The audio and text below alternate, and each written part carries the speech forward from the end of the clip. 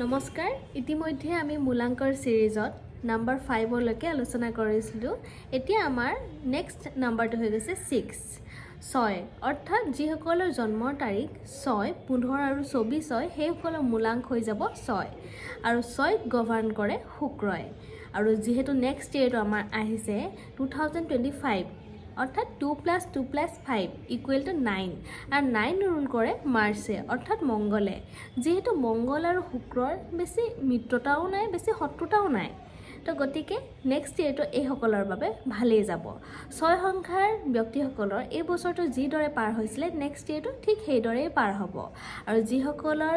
বিবাহত বাধা আছিল হয়তো সেইসকলৰ নেক্সট ইয়েৰ বিয়া হোৱাৰো চান্স আছে এতিয়া আমি আহো নেক্সট মূলাংকলে মূলাংক 7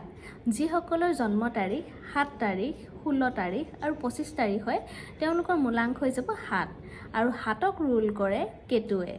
আৰু নেক্সট ইয়েৰটো যেহেতু আমাৰ 2025 ৰুল বাই মাৰ্চ গতিকে কেতুৱে মংগলৰ লগত বৰ মিত্ৰতা নাই গতিকে এই সকল ব্যক্তিৰ অলপ সাৱধান থকাটো ভাল যিসকলৰ মূলাংক 7 হয় অহা বছৰটো তেওঁলোকৰ মনত অলপ কনফিউজন হ'ব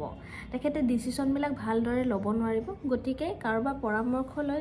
তেখেতলোকে ডিসিশনবিলাক ল'ব পাৰে এতিয়া আমি নেক্সট মূলাংকলৈ আহো মূলাংক 8 মূলাংক 8 হৈ গৈছে যিসকলৰ জন্মৰ তাৰিখ হৈ গৈছে 8 তাৰিখ 17 তাৰিখ আৰু 26 তাৰিখ এই সকলৰ মূলাংক হ'ব 8 আৰু মূলাংক 8ক ৰুল কৰে শনিয়ে গতিকে নেক্সট ইয়েৰটো যেহেতু মংগলৰ ৰুল কৰিব গতিকে শনি আৰু মংগলৰ মাজত বৰ মিত্ৰতা নাই গতিকে এওঁলোকৰ খং ৰাগ বেছিকৈ বাঢ়িব সম্পৰ্কবিলাকত ফাট মেলাৰ চান্স আছে গতিকে মুখৰ কথা ব্যৱহাৰ কৰোঁতে অলপ সাৱধান হ'ব এওঁলোকক মাজে মাজে কিছুমান ব্লাড ডিজিজ দিয়াৰো চান্স আছে গতিকে এই সকল ব্যক্তিয়ে অলপ সাৱধানে চলাটো ভাল হ'ব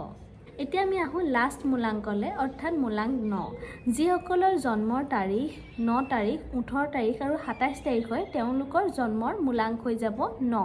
ৰুল বাই মাৰ্চ অৰ্থাৎ মংগলে এওঁলোকক গভৰ্ণ কৰে যেহেতু নেক্সট ইয়েৰটো নিজৰে মংগলৰে গভৰ্ণত চলিব গতিকে এওঁলোকৰ কুণ্ডলীখন আমি মেইনলি চাব লাগিব যদি মংগল বহুত পজিটিভ হৈ আছে তেওঁলোককতো প্ৰপাৰ্টি দিব বহুত ভাল ভাল অপৰচুনিটিজ দিব যদিহে তেওঁলোকৰ মংগল বেয়া হৈ আছে তেওঁলোকক ব্লাড ডিজিজ দিব খং দিব